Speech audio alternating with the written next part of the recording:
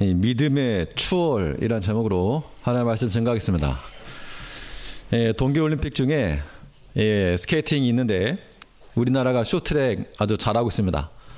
어제도 금메달 딴 거 보니까 앞에서 엉덩이 내밀고 지나가는 선수들 하나씩 다 따라잡아가지고 마지막에 결승선에 통과해서 우승하는 그 장면이 인상 깊었는데, 우리의 믿음으로 살아간다 할 때 우리 앞에 있어야 될 것이 있고 또 없어야 될 것이 있다는 겁니다.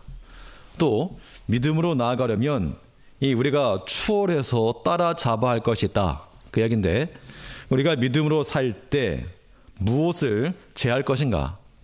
우리 믿음의 길 앞에 제할 거, 우리 믿음의 앞에 앞서지 않게 해야 될 것이 있는데, 그런 것들은 과연 무엇인가? 우리 힘써 마치 스케이팅 하는 것처럼 힘써 달려 우리 눈앞에 있는 것들, 앞서지 말아야 될 것들을 다 따로잡아 우리가 주 안에서 승리하고 이기고 우승할 수 있는 그러한 믿음의 소유들이, 믿음의 능력들이 우리 가운데 있어야 할 거라는 겁니다. 예전에도 보면 왕이 지나갈 때 왕이 행차하게 되면 지나가는 사람이 다 비키게 되어 있습니다. 비키지 않고 호기롭게 서 있는 사람은 죽임을 당할 것이고, 왕이 지나갈 때는 다 비켜나는 것처럼 우리가 하나님과 함께 나아가게 될 때 우리 앞에 가로막고 있던 것들은 다 물러설 것이요, 그렇지 않으면 우리가 우리 길이 막히고 말 거라는 겁니다. 이 믿음으로 행차하는 것이 필요할 때 도대체 무엇을 따라잡고 무엇을 물리치고 무엇을 또 추월해 나가야 되겠는가? 본 말씀을 통해서 살펴보겠습니다. 먼저는 우리가 탐심이 앞서지 않게 해야 됩니다. 즉 우리가 힘써 추월할 것은 탐심이라고 하는 것을 추월해내야 되는데, 탐심이라고 하는 것은 성경에서 뭐라 말했는가 하면, 탐심은 곧 무엇이라? 탐심은 곧 우상 숭배라 그랬습니다. 오늘날 우상 섬기는 사람 있는가? 그러면 나는 안 섬긴다고. 아마 여기 계신 분들은 다 그렇게 말씀하실 겁니다. 난 우상 섬기지 않는다. 그런데 하나님보다 더 사랑하는 것이 우상이라 하였고, 또 탐심이 우상이라고 골로새 3장 5절에 보면 탐심은 곧 우상 숭배라 그랬다는 겁니다. 그렇기 때문에 우리가 어떤 나무라든가 어떤 금속으로 된 그런 이방 신상을 만들지 않았어도 탐심 가지고 나가면 그 우상 섬긴다는 겁니다. 그것을 어떻게 하라? 그것을 추월하라. 오늘 1절 말씀을 보면, 내 형제의 우양에 기리는 것을 보거든 못 본 채 하지 말고 너는 반드시 끌어다가 내 형제에게 돌릴 것이요, 내 형제가 내게서 멀거나 내가 혹 그를 알지 못하거든 그 짐승을 내 집으로 끌고 와서 내 형제가 찾기까지 내게 두었다가 그에게 돌릴지니.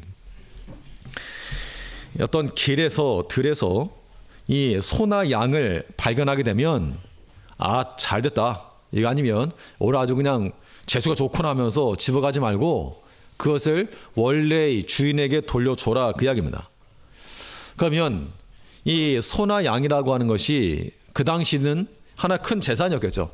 큰 재산이었을 텐데, 만일 그것을 잡아가지고 내 거라 우긴다고 해서 어떻게 증명할 방법이 없다는 겁니다. 그 우리 말에 시치미를 뗀다는 말이 있죠. 시치미를 뗀다. 그 말이 어디서 나왔는가 하니, 예전에 그 매로 사냥을 했답니다. 매 사냥. 매로 사냥하게 되면 날려서 잡아오는 거니까 이게 내 거라라고 하는 표식을 이 매 목에다 걸었던 모양이죠. 그것을 이제 시침이라고 하는데, 그 매가 날아와가지고 우리 동네 갑자기 매 한 마리가 생긴 겁니다. 자꾸 보니까 누구 거라고 시치미가 있는 거죠. 그래서 그걸 어떻게 한 겁니까? 잡아뗀다는 얘기죠. 그 시치미를 잡아떼가지고 자기 거라고 하는 걸 증명 못하니까 이거 내 거라고 그렇게 우겨댄다. 그래서 시치미를 뗀다, 그런 말이 나오는데, 그 당시도 그랬고 지금도 마찬가지입니다. 소나 양을 발견했습니다. 소가 다 그 소고 양이 다 그 양이지 니 거 내 거 어디 있겠습니까? 그 때문에 내 거라고 우겨대면 어찌할 방법이 없는데, 그런데 오늘 성경에서 뭐라 말했는가 하면, 내 형제의 우양에 기린 것을 보거든 못 본 채 하지 말고 너는 끌어다가 형제에게 돌릴 것이요. 즉 그 우양을 보고 어떤 마음을 갖지 말라? 탐심의 마음을 갖지 말라는 겁니다. 내 거 아닌 거면, 내 것 아니면 내 것 아닌 걸로 알아야지 그것을 보고 군침을 흘린다거나 어떻게 뭔 수를 써서 내 것으로 만들린다거나 이런 마음 갖지 말라는 겁니다. 오전에도 말씀드렸지만 탐심으로 얻는 것은 쌓이지 않는다는 겁니다. 탐심으로 얻는 것은 어떻게 된다고요? 쌓이지 않는다는 거예요. 쌓이지 않는. 근데 아무리 내가 쌓아 놓으려고 해도 탐심으로, 욕심으로 과도히 아껴도 안 된다는 겁니다. 과도히 아낀다고 해서 되는 게 아니고 아끼려면 뭐 제대로 아껴야지. 하여튼 욕심의 근거에서 남의 것을 나의 것으로 이게 참 어리석은 겁니다. 근데 사람이 참 얼마나 사람이 간사한지 누군가 잠시 나에게 맡겨놓으면 그게 내 건 줄 안다는 얘기죠. 다른 사람이 잠시 맡겨뒀는데 하루 이틀 맡다 보니까 그게 자기 것인 줄 알고 나중에는 돌려주지도 않고 뭔가 권리 행사를 한다는 겁니다.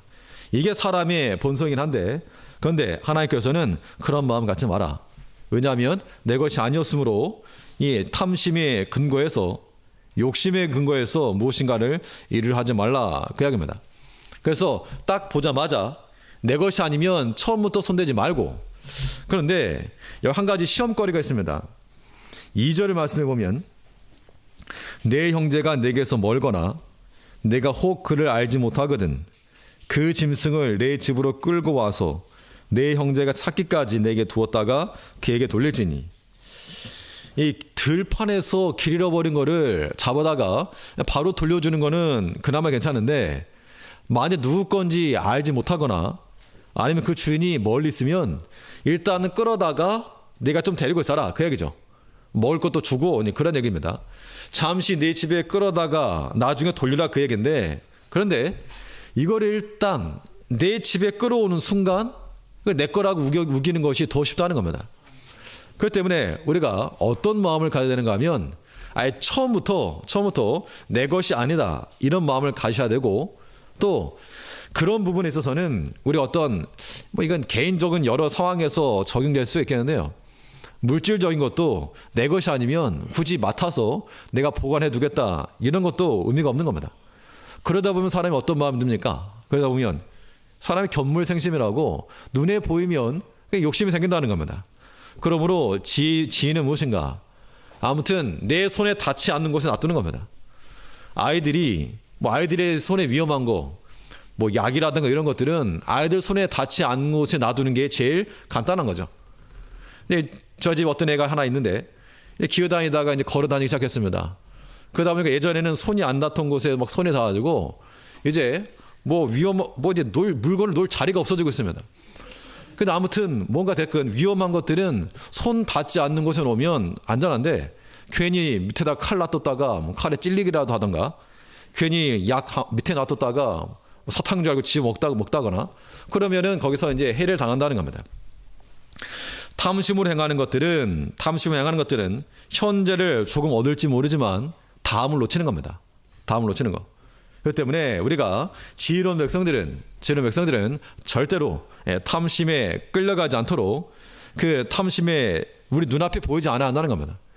마치 이건 스케이팅 하는 것처럼 앞에 아무것도 안 보여야 되는데 탐심이 자꾸 얼렁얼렁 내려거리게 되면 그것에 마음이 갈 수 있으므로 여기 탐심이라고 하는 건 물질만 의미하지 않습니다. 물질도 그러하고 또 정력적인 것도 그러하고 다윗이 그랬던 것처럼 또 모든 사람과의 관계도 그러하고 암논이 그랬던 것처럼 그러한 탐심이 우리 마음 가운데 들어오지 않도록 우리가 물론 사람이 이 죄악된 성품이 있기 때문에 이 사람이 욕심이라고 하는 것 자체를 제어할 수는 없으나 그러나 우리가 지혜가 있어야 지혜. 좀 더 생각을 해봐서 이거를 내가 손에 넣었을 때 이게 과연 안전하겠는가? 하나님이 그만두시겠는가? 근데 관두시겠는가? 그냥 두시겠는가? 이런 것들까지 우리가 생각할 줄 알아야 한다는 겁니다. 그래서 이 공동체가 좀 안정되고 이 신뢰적인 그런 공동체가 되기 위해서도 이 바로 돌리라고 하였고 근데 공의를 세우라 그 이야기죠.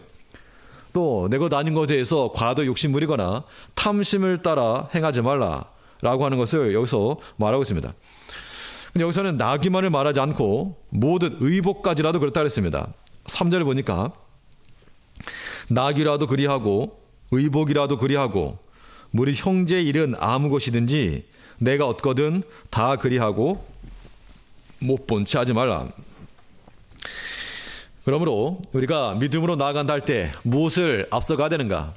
탐심이라고 하는 거, 욕심이라고 하는 것이 근거해서, 물론 이것이 어떤 측면에서는 좀 거룩한 열정이라고 말하기도 하고 좋은 욕심이라고도 말할 수 있겠는데, 내가 죽게 더 나아가기 위해서 그런 것들은 우리가 힘써 나가 되겠으나, 그러나 그의 외적인 것들, 육체를 채우려 하고 물질을 채우려고 하는 그런 탐심의 마음은 우리가 따라가지 않아야 한다는 겁니다.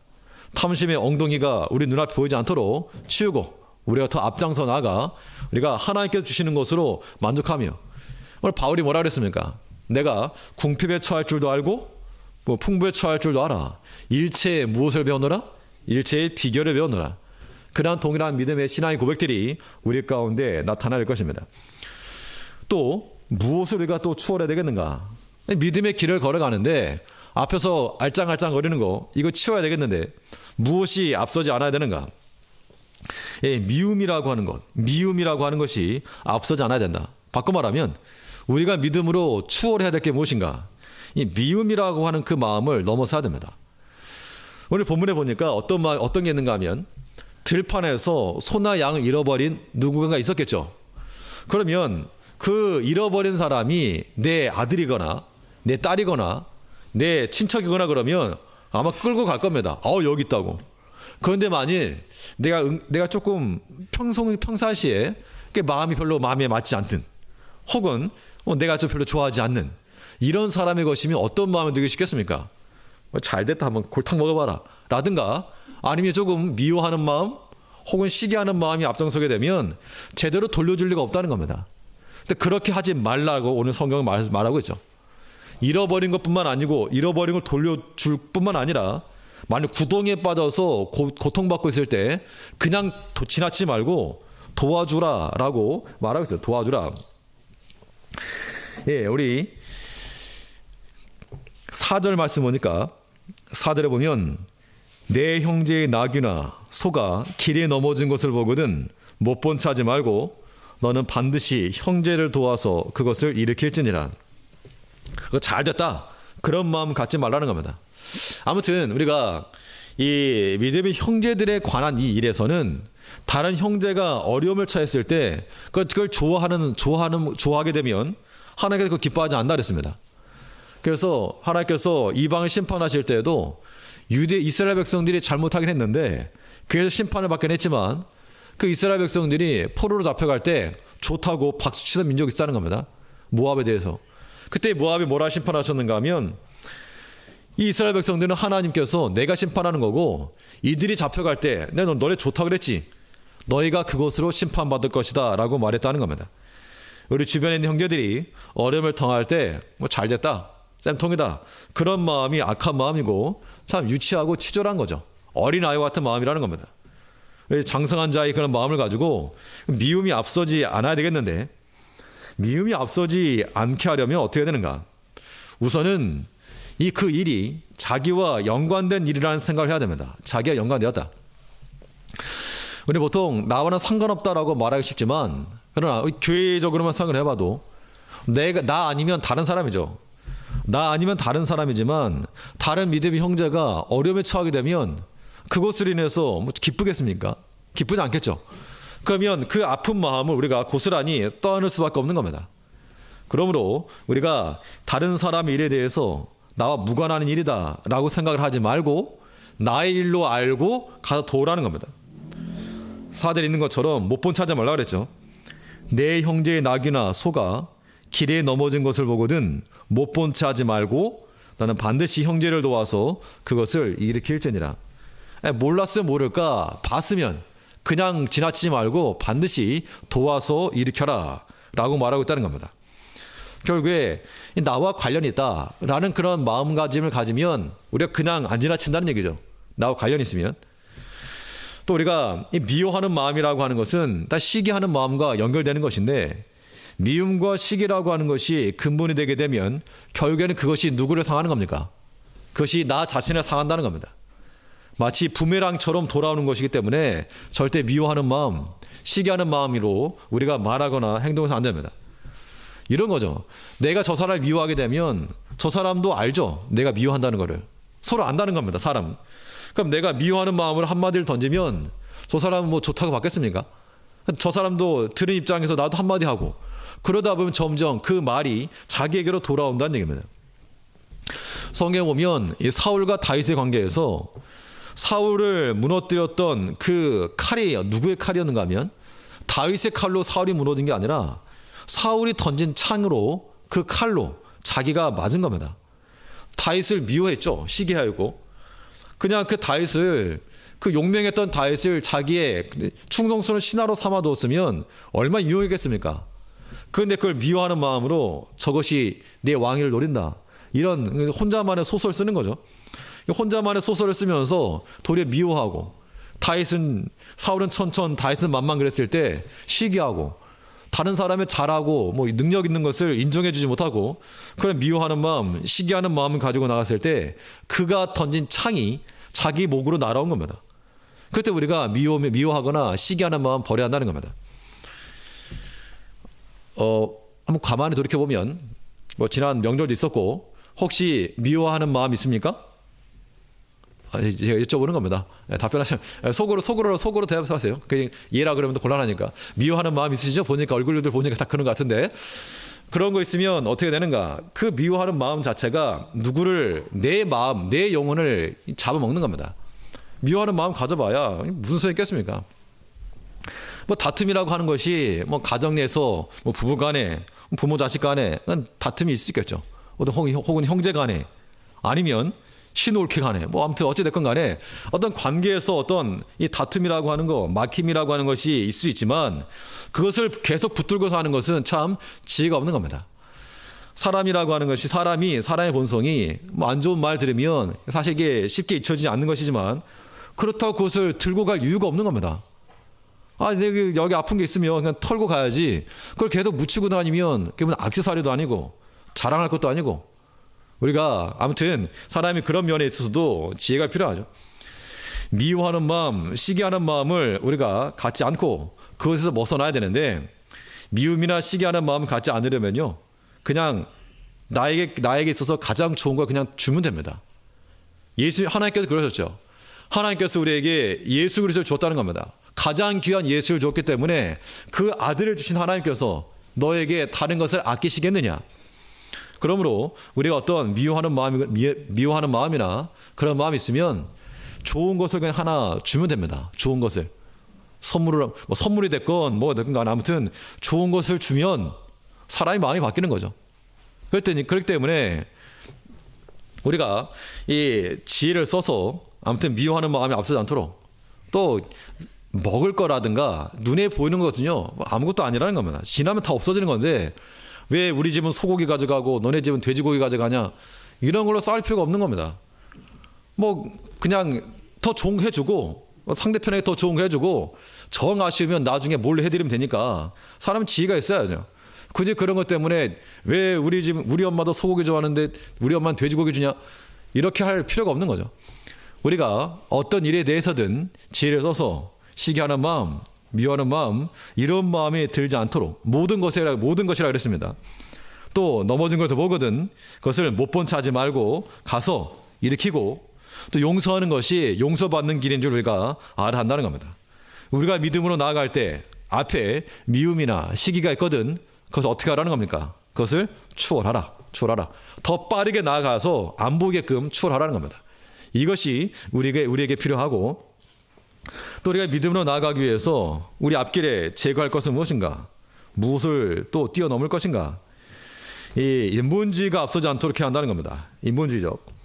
인본주의도 추월하는데 인본주의라 그러면 좀 추상적이긴 한데 하나님의 명백한 말씀과 위배된 하나님 말씀과 일치하지 않는 사람의 생각이라는 겁니다. 온전한 하나님의 말씀을 정면으로 부딪히는 것도 그러하고 은근슬쩍 섞는 것도 그러한 겁니다. 보면 5절 말씀 보니까 여자는 남자의 의복을 입지 말 것이요 남자는 여자의 의복을 입지 말 것이라 이같이 하는 자는 내 하나님 여호와께 가증한 것이니라. 여자가 남자의 의복을 입지 말고 남자는 여자의 의복을 입지 말라. 사실 어떤 문화권에 따라서는 뭐 남자이면서도 치마를 입는 사람 그런 데도 있긴 있죠. 근데 여기서 말하는 바는 어떤 의복, 단순한 의복을 말하는 것이 아니고 하나님의 창조 질서를 지켜갈 것을 말하고 있는 겁니다. 오늘날은 어떤 시대가 되었는가? 이런 것들을 다 무너지는 시대는 무너진 시대. 또 의도적으로 해체한다는 겁니다. 남자나 여자 의복 입지 말라 그러면 오늘날 어떻게 되는가 하면 이제 점점 시대가 어떤 그 남녀 차별 금지라든가 성평등이라든가 이런 것들이 이제 법제화되다 보면 이런 설교도 못 하는 거예요. 이런 설교하면 누가 이제 고소하면 다 잡혀가는 겁니다. 왜 남녀 차별하느냐? 왜 남자 여자나 누구라도 할 수 있는 거지? 왜 남자 옷이 따로 있고 여자 옷이 따로 있느냐? 성경이 그러하다는 겁니다. 하나님의 창조 원리가 그러한데 그러니까 이게 인본주의라고 하는 인본주의적인 거. 하나님께서 명하신 그 창조 질서를 그냥 다 무너뜨리고 깨뜨리고 하는 것. 아무리 그것이 좋은 논리처럼 보인다 할지라도 하나님께는 그런 규례가 없다 그랬습니다. 그러므로 우리가 인본주의적 생각을 버리려면 하나님의 기록되어진 말씀과 충돌하려는 자세를 버려야 됩니다. 말씀이 명확한데 자꾸 우리가 뭐 하는 겁니까? 핑계를 대는 거죠. 핑계를 대고 변명을 하면서 돌리고 돌린다는 겁니다. 내 상황에는 그 말씀이 적용되지 아니하도록. 그게 인본주의입니다. 우리는 오직 기록되어져 있는 말씀 붙들고 나가는 그 말씀 우리 앞에 서야지. 우리의 형편이 앞에 서고 변명이 앞에 서고 인본주의적 생각들이 앞에 서지 않아야 한다는 겁니다. 모양이라도 버려, 모양이라도. 우리가 외적 모양이라도 이 잘못된 것들은 우리가 버려야 될 것이고, 또 여기서는 창조 질서를 완전히 어그러뜨리는 것뿐만 아니라 또 은근슬쩍 혼합하는 것도 하나님께서 금하셨습니다. 우리 9절 말씀 보면 9절에 보면 내 포도원에 두 종자를 섞어 뿌리지 말라. 그리하면 내가 뿌린 씨의 열매와 포도원의 소산이 다 빼앗김이 될까노라. 포도원에 씨를 뿌릴 때 두 종자를 섞어 뿌리지 말라 그랬고, 또 뒤에도 보면 섞어서 짜지 말라. 옷을 만들 때도 섞어서 하지 말라. 이 혼합주의적인 것 하나님께서 기뻐하지 않으신다는 겁니다. 예전 어떤 목사님은 나는 혼합되는 거 이거 성경에서 하지 말라 그래가지고 나는 비빔밥도 안 먹는다 그러는데, 뭐 또 그걸 그렇게 보는 건 좀 너무하고 먹는 거니까. 그러니까는 성경상에서 말하는 바는 혼합하여서 뭘 하려 하지 말라. 즉 하나님 말씀과 또 나의 말과 섞어서 내 좋을 대로 이렇게 섞어서 하는 이유가 뭐죠? 그렇게 하면 더 많은 소출이 일어날지 모르고, 물론 이제 유전공학적 입장에서 보면 뭐 위에는 토마토가 열리고 밑에는 감자가 열리고 포마토라 그러는데 뭐 그런 것도 생기면 뭐 좋지 않겠느냐라고 말할 수 있고, 그런 어떤 과학기술적인 측면을 의미하지 않고 우리 여기서 어떤 사상적인 측면으로 좀 생각해 봐야 되겠습니다. 그래서 하나님의 말씀이 명확함에도 불구하고 여기서 섞는 거죠. 괜찮아, 뭐 어떠냐고. 이런 요소들, 이런 것들이 인본주의적인 요소인 줄 알고 그런 것들이 앞서지 않아야 한다는 겁니다. 우리의 믿음으로 나아간다 할 때는 시대가 지나면 지나서 그렇다는 겁니다. 항상 자기를 먼저 앞세우게 돼 있고 자기를 변명하게 돼 있고, 그런데 성경에서는 하나님께서 원하지 아니하시는 것이 있는데 바로 하나님께서 남자 여자를 구분해 놨는데 이걸 섞는 거라든가, 또 씨를 뿌릴 때라도 개별적인 것이 있는데 섞어 뿌린다든가 이런 걸 하지 말고 오직 순전하게 주께서 명하신 그대로 우리가 세워나가야 됩니다. 인본주의라고 하는 것도 우리가 앞서 나가야 될 것이고, 또 하나 마지막으로 믿음을 우리가 뛰어넘고 또 추월해야 될 건 무엇인가? 무엇을 우리 앞에서 제거해야 되겠는가? 잠재적 위험 요소가 있으면 그것도 제거해 나가야 됩니다. 아직까지는 눈에 보이는 위험한 요소가 아닌데 잠재적 위험 요소가 있으면 그것도 우리가 추월해 나가라. 이것은 이제 그 미리 제하라 그 얘기죠. 자, 가만 놔두면 이것이 위험이 되겠다. 가만 놔두면 해로움을 끼치겠다. 그런 것들이 있으면 그거를 치우라 그 이야기입니다. 6절에서 보면 6절부터 보면 노중에서 나무에나 땅에 있는 새의 보금자리에 새 새끼나 알이 있고 어미새가 그 새끼나 알을 품은 것을 만나거든 어미새와 새끼를 아울러 취하지 말고 어미는 반드시 놓아줄 것이요 새끼는 취하여도 가하니 그리하면 내가 복을 누리고 장수하리라.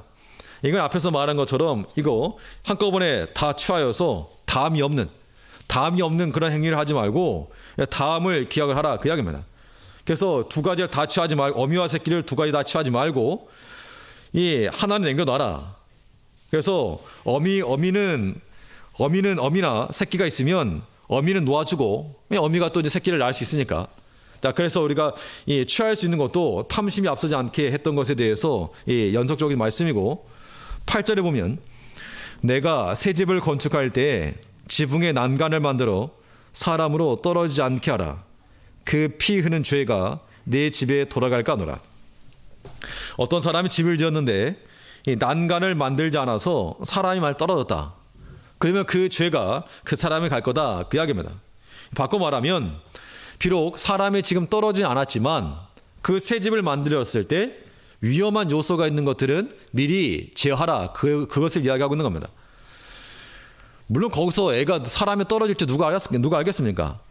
그 예상은 하지 못할 일이지만 그러나 어떤 일을 행할 때 그 위험성까지라도 고려해서 생각할 것을 말하고 있는 겁니다. 우리가 때로 안일한 마음이나 혹은 게으른 마음이 잠재적 위험 요소를 키울 수 있다는 겁니다. 이게 분명 위험한 건데 뭐 다음에 하지 차차 하다가 뭐 아차차 한다고 나중으로 미루다가 그것이 올무가 되는 경우가 많다는 겁니다. 게으른 사람의 특징이 그겁니다. 내일 해야지 다음에 해야지 하다 보니까 이게 나중에 이게 그냥 바로 했으면 그냥 할 일인데 나중에 미뤄서 하다 보니까 이게 이제 말 그대로 노동이 되는 겁니다. 우리가 어떤 일에 있어서든 지혜롭게 일을 감당해야 되는데 또 어떤 성경적인 것만이 아니라 믿음이 아니라 믿음과 우리 인격이 일치가 돼야 한다 그랬습니다.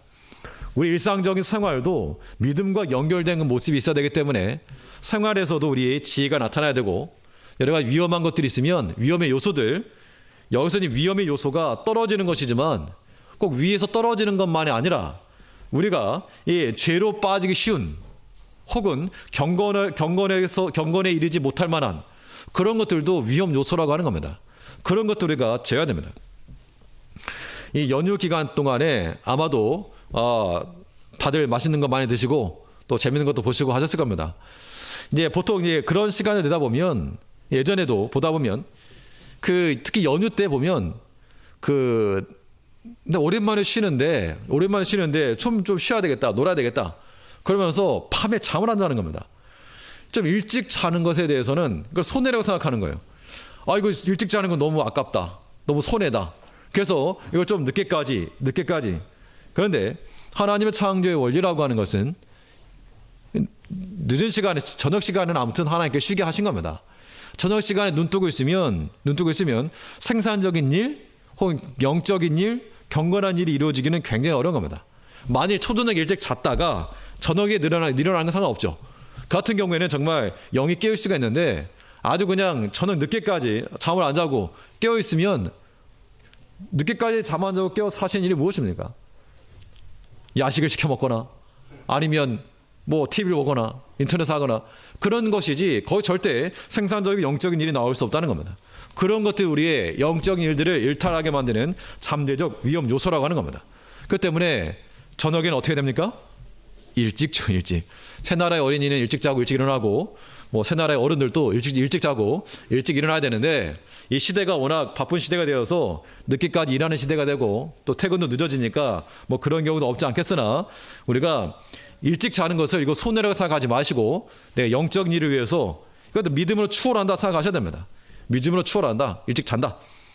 그렇게 자지 못하는 상황, 어쩔 수 없는 상황도 있지만 우리가 선택할 수 있으면 아무튼 일찍 믿음의 추월이라고 생각하시고 일찍 잠자리 들고 잠재적 그런 위험 요소, 일탈의 요소 혹은 범죄 요소가 우리 가운데 들어오지 못하도록 막아내는 것, 이것이 우리에게 필요하다는 겁니다. 우리가 믿음으로 살아가는 거 그냥 건성건성 완행으로 가는 거 아닙니다. 급행으로 따라잡을 게 있다는 겁니다. 우리 눈앞에 탐심이 보이지 아니하도록 탐심의 엉덩이 툭 치고 지나가고 미움이 앞서지 않도록 하고 인본주의적 생각들이 보이지 않도록 하고 잠재적인 그런 위험의 요소들이 우리 눈앞에 어슬렁거리지 아니하도록 믿음으로 추월하고 뛰어넘어 오직 예수만 바라고 나아갈 수 있는 믿음의 성도님들 되시기를 바라겠습니다. 기도하겠습니다.